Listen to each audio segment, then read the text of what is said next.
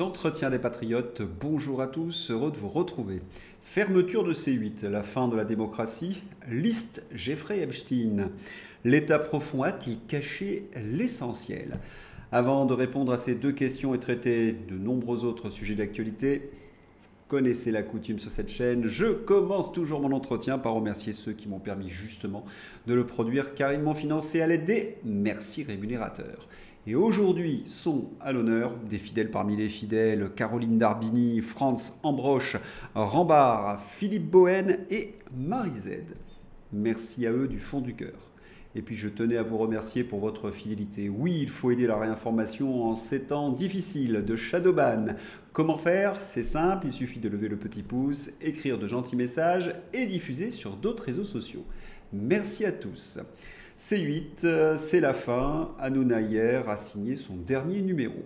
Quand une entreprise périclite et qu'elle met la clé sous la porte, c'est triste. Mais quand une entreprise cartonne et qu'elle met quand même la clé sous la porte, parce que certains en haut lieu en ont décidé ainsi, c'est révoltant. Oui, et pourtant, il faut que je le confesse, je n'apprécie pas vraiment la personnalité d'Hanouna. Son style, son humour, sa façon d'animer m'insupportent. Et ses chroniqueurs, il faut le reconnaître, sont dans l'ensemble des tocards. Mais en même temps, il faut être juste. Hanouna a traité dans son show des sujets qui étaient formellement interdits sur les autres chaînes. La gestion de la pandémie par le couple Véran-Macron et surtout, il a donné la parole aux Gilets jaunes. Et quand on voit que BFM et LCU continuent d'émettre et que C8 vient de fermer, on se dit qu'il y a quelque chose qui ne va pas. C'est là où l'on mesure l'injustice, les deux poids deux mesures. Oui, c'est cela qui est révoltant. Dans sa dernière émission, Hanouna balance quelques pics et notamment à la France Insoumise. Énorme scoop, Cyril Hanouna balance le nom de la chroniqueuse la mieux payée par Bolloré sur C8. C'était Raquel Garrido, députée de la France Insoumise. La militante d'extrême gauche prenait 2000 € par émission. Vive l'argent de Vincent Bolloré! Voilà, C8 ferme, mais Cyril Hanouna se retrouve dans le groupe M6. 400 personnes au chômage en septembre, sauf Cyril Hanouna. Un immense bravo à l'Arcom. Le groupe M6 se réjouit d'annoncer l'arrivée de Cyril Hanouna en septembre prochain pour 2 émissions quotidiennes de divertissement. Un talk show sur W9 en avant-soirée et une nouvelle émission sur Fun Radio l'après-midi. Mais quel paradoxe! L'Arcom ferme C8 pour couper le sifflet à Hanouna qui s'échappe et va travailler sur M6. Quelle réussite, messieurs de l'Arcom. Mais avec cette décision arbitraire, l'Arcom a montré son vrai visage, des commissaires politiques au service du pouvoir ou du progressisme. Et certains membres de l'Arcom ne s'en cachent même pas. Jules Torres du Journal du Dimanche. Les révélations explosives de Jules Torres qui rapporte des propos des membres de l'Arcom. On nous a demandé de virer Hanouna. Tant pis pour ses 400 potes au chômage. Ces propos des membres de l'Arcom avaient été tenus lors d'un déjeuner, à côté de la table donc de Jules Torres, Charlotte Dornelas et Geoffroy Lejeune. Charlotte Dornelas et Geoffroy Lejeune ont donc confirmé les propos de leur camarade Jules Torres. Mais également, le patron du restaurant a bien confirmé à Arrêt sur Image, ainsi qu'à d'autres journalistes d'ailleurs, que les 3 individus ayant tenu des propos scandaleux sur la fermeture de C8 à proximité de mes collègues et moi étaient bien des membres de l'Arcom. Il faut également rappeler que la fermeture du groupe Canal, C8 et CNews est dans le viseur d'Emmanuel Macron depuis 2023. Oui, Le Poudré a lancé les États généraux de l'information dans cette intention. Comité des États généraux de l'information. Christophe Deloire, directeur général du comité, nommé par Emmanuel Macron, invité sur France Inter, s'en prend frontalement au groupe Bolloré et donc aux chaînes CNews, Canal+, et C8. Et Emmanuel Macron est en train de préparer un sale coup, dont l'objectif est de ne garder et de ne permettre aux médias privés inclus de ne diffuser que ce qui l'arrangera à l'avenir. Sa pensée unique, rien que sa pensée unique, sans contestation ni opposition médiatique. 18 mois plus tard, vous constatez le résultat, C8 est fermé. Et CNews est toujours dans le viseur. L'Arcom a-t-elle réagi aux accusations des journalistes du JDD? Pas le moins du monde, pas même à l'intrusion des journalistes de Frontières dans ses locaux. Fermeture de C8, l'Arcom porte plainte contre le média Frontières, puis rétropédale. Après un reportage de Frontières qui a pu entrer dans le siège de l'Arcom et s'entretenir avec son patron sur le cas de C8, l'autorité publique avait décidé de déposer plainte. Elle a finalement fait machine arrière. Après son sale coup, c'est profil bas. L'autorité laisse les journalistes aux ordres faire le travail de service après-vente. Benjamin Duhamel, le journaliste de BFM TV, Benjamin Duhamel, défend la décision de l'Arcom de censurer C8. Quand des règles ne sont pas respectées, il y a des conséquences. Il ne s'agit pas de liberté d'expression, il s'agit de règles. Règles, Benjamin? Est-ce que c'est un nouveau mot de la novlangue? Est-ce que cela signifie arbitraire fait du prince? Où sont les règles quand Richard Ferrand, magouilleur de première, obtient la présidence du Conseil constitutionnel? Où sont les règles quand un Premier ministre ment plusieurs fois devant la représentation nationale et a protégé durant 30 ans des criminels et qu'il est toujours en place? Où sont les règles quand ceux qui perdent les élections gardent malgré tout le pouvoir? Où sont les règles quand les médias qui déplaisent à Emmanuel Macron sont fermés RT, Sputnik, C8 ou François qui est lui aussi dans le viseur? Et puis, voyons ces règles de l'Arcom. Yvan Rioufol sur la censure exercée par l'Arcom. À chaque fois que j'ai eu des rappels à l'ordre de l'Arcom, c'était motivé par des méthodes de voyous. C'était sur des groupes de pression, soit fanatiques, ou ceux qui soutenaient la politique sanitaire. Je ne sais pas vous, mais j'ai une question qui me brûle les lèvres. À Benjamin Duhamel, quelle est la règle sur BFM? La règle du jeu, comme dirait BHL Lantarté. Eh bien, c'est peut-être de prendre ses ordres directement d'Emmanuel Macron. Sur les retraites, par exemple. 10 éditorialistes reçus en secret par Macron à l'Élysée. 25 janvier 2023. Retraite. Mardi dernier, Emmanuel Macron a invité dans le plus grand secret 10 des éditorialistes les plus influents de Paris pour leur donner la ligne, les éléments de langage à balancer sur les plateaux de télévision pour défendre le poudré. Et oui, le pouvoir est aux abois. Ce mardi, la journaliste F. Roger révèle dans l'émission C'est médiatique que le président a organisé un déjeuner à l'Élysée avec 10 éditorialistes, leurs noms Françoise Fressoz du Monde, Nathalie Saint-Cric de France TV, Benjamin Duhamel, son fils de BFM TV, ou Dominique Seux de France Inter et des Échos. Les chiens de garde étaient tous là pour recevoir la ligne du parti. La principale règle du jeu pour la presse aux ordres, c'est d'être l'attaché de presse du pouvoir.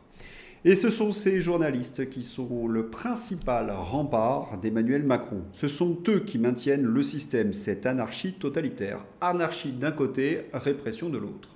Oui, tu peux cumuler 22 condamnations, ne pas respecter ton contrôle judiciaire, venir sous le coup d'un sursis en état de récidive, jusque dans un lycée, menacer des élèves armés d'une machette et ressortir libre du tribunal.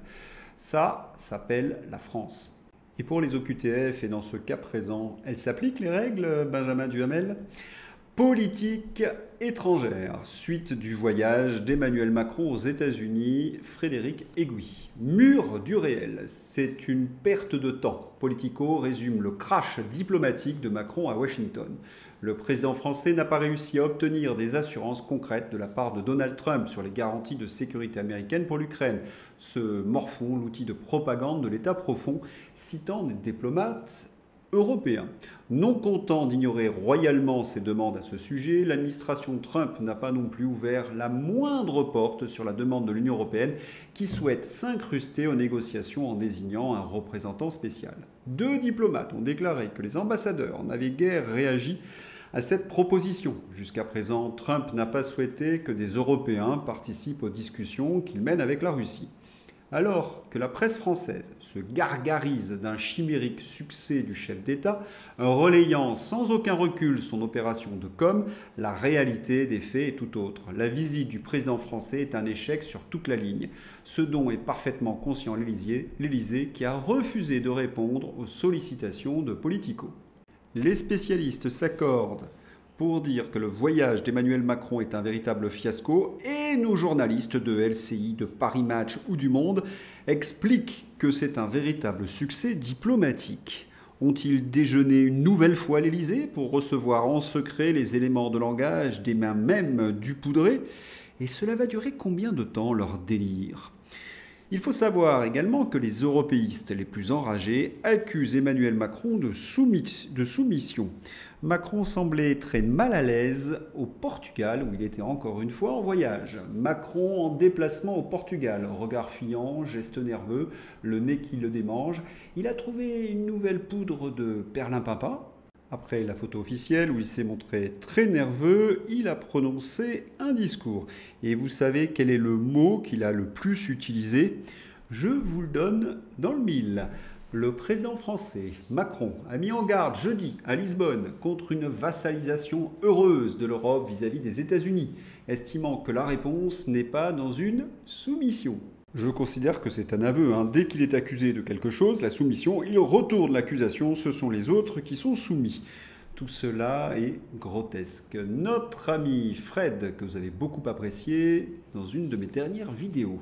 Macron est une personnalité égosyntonique. Le terme égosyntonique est utilisé pour décrire des troubles de la personnalité qui semblent normaux et acceptables pour ceux qui en souffrent. C'est quand les comportements, valeurs et sentiments sont en harmonie ou acceptables pour les besoins et les objectifs de l'ego, ou compatibles avec son image de soi idéale. Certains sociopathes sont persuadés de forger au travers de leurs actions un autoportrait, un récit de soi triomphant, et toutes leurs actions sont évaluées par le prisme de ce narcissisme intégral qui justifie tout. La censure de C8, c'est pas moi, c'est l'Arcom. La dette s'envole, c'est pas moi, c'est le Covid. L'insécurité explose, c'est pas moi, c'est les juges. On sait tous que le problème, c'est Emmanuel Macron. Comme chacun sait, Macron n'est pas du tout soumis aux Américains. L'usine nouvelle, l'américain Loar Group, veut acquérir LBM Aerospace, sous-traitant du Rafale, du Charles Leclerc et du Charles de Gaulle. Danger pour notre souveraineté militaire. Si ce rachat aboutit, c'est un fleuron supplémentaire de notre industrie militaire qui passera aux mains des Américains. Avec Emmanuel Macron, c'est plus de 135 milliards de fleurons nationaux qui sont passés dans les mains des Américains. Tous les grands patrons, d'ailleurs, les uns après les autres, lancent un cri d'alerte. Michelin. La France tue son industrie, le nouveau cri d'alerte du PDG de Michelin. Florent Menegaux demande également une révision des lois sur la concurrence en Europe, alors que produire en Asie coûte 2 fois moins cher. Je rappelle que Macron non seulement se soumet aux désirs des Américains, mais surtout aux règles délirantes de l'Union européenne. Mercosur, traité de libre-échange, baisse justement des droits de douane, règles sur la concurrence, bref, notre industrie est en voie de disparition. Et que dit Macron à ce sujet? On réindustrialise. Pauvre, pauvre fou. Et toute cette politique conduit la France vers la tiers-mondisation. Marc Vanguard, cette infographie est essentielle. On n'a pas idée des conséquences économiques, sociales et sécuritaires en jeu derrière ce simple chiffre. Accueillir massivement des populations pauvres ne répond pas aux problèmes de pauvreté dans notre pays. Au contraire, cela s'aggrave. La proportion d'étrangers extra-européens pauvres est particulièrement forte en France. 47,6% des ressortissants hors Union européenne vivent sous le seuil de pauvreté. Et cela s'accompagne bien évidemment de fraude sociale. Des millions de personnes prises en charge illégalement à la sécurité sociale. On pourrait dès demain en sortir 500 000 en cherchant ceux notamment qui n'ont plus de titre de séjour valable. Qu'en pensez-vous? Pourquoi n'est-ce pas une priorité? Désindustrialisation, augmentation de la pauvreté, fraude, augmentation des taxes et impôts pour compenser le tout. C'est de la folie furieuse. Tous les indices sont dans le rouge. François Asselineau. Quand le bâtiment ne va pas, rien ne va. La vente de logements neufs s'est effondrée d'une moyenne de 125 000 par an de 2017 à 2022 à 59 000 en 2024, soit moins 52% en 2 ans. Le pire niveau depuis 50 ans. Macron a fait de la France une terre de désolation. Oui, la France de Macron, c'est une France déprimée qui n'a plus confiance en l'avenir. Un indice qui ne trompe pas. La chute se poursuit. Les chiffres de natalité de janvier viennent d'être publiés pour la France.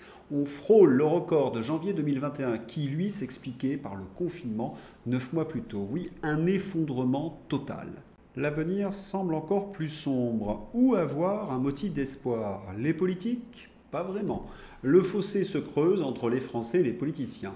83% trouvent que les politiques ne se préoccupent pas d'eux.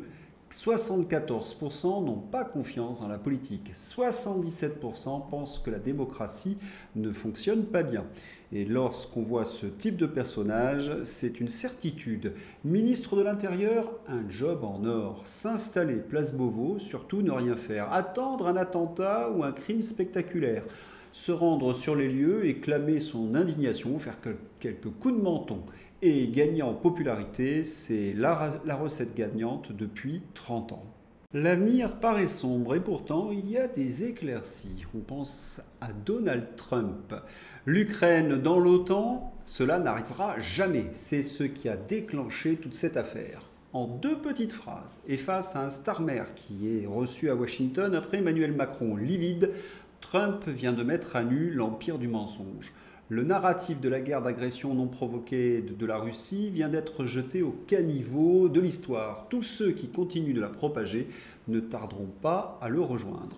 La chape de plomb qui empêchait toute discussion sérieuse sur le conflit, sur ses causes profondes, vient de sauter. Et avec elle, le plus gros obstacle de la paix. Comme pour Macron, Starmer a été donc humilié. J.D. Vance dénonce les atteintes à la liberté d'expression devant Keir Starmer. Décidément, J.D. Vance est hors norme. Il n'hésite pas à dénoncer les atteintes à la liberté d'expression au Royaume-Uni devant des Britanniques médusés. Keir Starmer en panique, botte en touche. Oui, défendre la liberté d'expression est la mère de toutes les batailles. Keir Starmer a malgré tout tenté de sortir son narratif anti-Vladimir Poutine. Il s'est montré agressif vis-à-vis de la Russie. On était proche de la guerre. Trump, en une phrase, a réglé la question. Pourriez-vous affronter la Russie seul ? Tout le monde dans la salle a commencé à rire, y compris Starmer. Oui, Trump a humilié le Premier ministre britannique une fois de plus. Il me semble que la messe est dite, la paix est actée. Trump a écrabouillé successivement Macron, Starmer et l'Union européenne. La liste de Jeffrey Epstein, la procureure générale américaine, déclare publiquement à Kesh Patel, son subordonné, que le FBI lui dissimule des documents dans l'affaire Epstein. Le FBI est une agence qui dépend directement de son ministère, et les crétins qui pensent encore que l'État profond n'existe pas. Et comme de juste, il y a plus de bandes noires dans le dossier Epstein que sous les manches d'un hipster. Les révélations des dossiers Jeffrey Epstein, pchit! Et pourquoi ? L'État profond a peut-être caché des pièces. C'est la thèse officielle et c'est possible. Mais il y a peut-être une autre raison. Trump, avec les dossiers, pourrait tenir tout ce joli monde démocrate en laisse et en faire ses esclaves. C'est tentant. Une hypothèse, bien évidemment, à vérifier. Allez, c'est l'heure d'ouvrir la page Fantasy avec les 2 chercheurs du CNRS qui avaient balancé des cocktails Molotov sur le consulat de Russie à Marseille. Ah, ce sont des gens d'extrême gauche. C'est curieux, mais vu leur tête, on s'en serait un petit peu douté. Et maintenant, Bayrou. Hier, j'évoquais la possibilité qu'il soit sénile. D'autres sur les réseaux sociaux suggèrent qu'il a peut-être des problèmes d'addiction à l'alcool. Dans les 2 cas, que fait-il encore à Matignon ? Hier, je me moquais aussi de son audit sur les visas algériens. Je proposais d'autres solutions pour gagner du temps, un numéro vert. Certains d'ailleurs d'entre vous m'ont parlé aussi des flyers, un Grenelle sur les visas ou des conventions citoyennes. Est-ce que François Bayrou écoute mes entretiens ? Parce qu'il a reçu le message. Qu'est-ce qu'être français ? François Bayrou annonce lancer prochainement des conventions citoyennes centralisées. Non, ce n'est pas une blague. Jean-Noël Barrot tourne son sitcom. Jean-Noël Barrot, ministre des Affaires étrangères, nous sert un chef-d'œuvre du vide. J'ai marché, j'ai lu, j'ai dormi, j'ai parlé, puis j'ai remarché. La France coule, pas grave, les ministres sont trop occupés à faire des vlogs pour adolescents. Gouverner, c'est dépassé. En 2024, on fait des TikTok et on compte les vues. Thierry Mariani. Consternant, affligeant et tellement dérisoire dans les circonstances actuelles. La vidéo est dans ma description. Certains ont de vrais diplomates qui discrètement œuvrent pour leur pays. En France, le ministre imite Macron, joue les adolescents attardés pour masquer son impuissance. Et oui, seule la bêtise humaine peut donner une idée de l'infini. François Hollande a-t-il bu trop de verre de vin au salon de l'agriculture? François Hollande, Rambo Ramolo Rigolo, annonce vouloir mettre à genoux l'industrie, l'agriculture et la bourse américaine et faire mal, très mal à Trump. On va lui faire très mal. Il a le vin mauvais, le patapouf PS. Il n'y a que deux choses auxquelles François Hollande peut faire très mal. Une boîte de Pépito ou le prestige de la France. Il y a une chose dont je m'aperçois, je n'ai même plus besoin du Gorafi dans ma page fantasy. Les hommes politiques s'en chargent très bien. J'espère que vous avez apprécié cet entretien. Je vous souhaite un excellent week-end. À bientôt. Au revoir.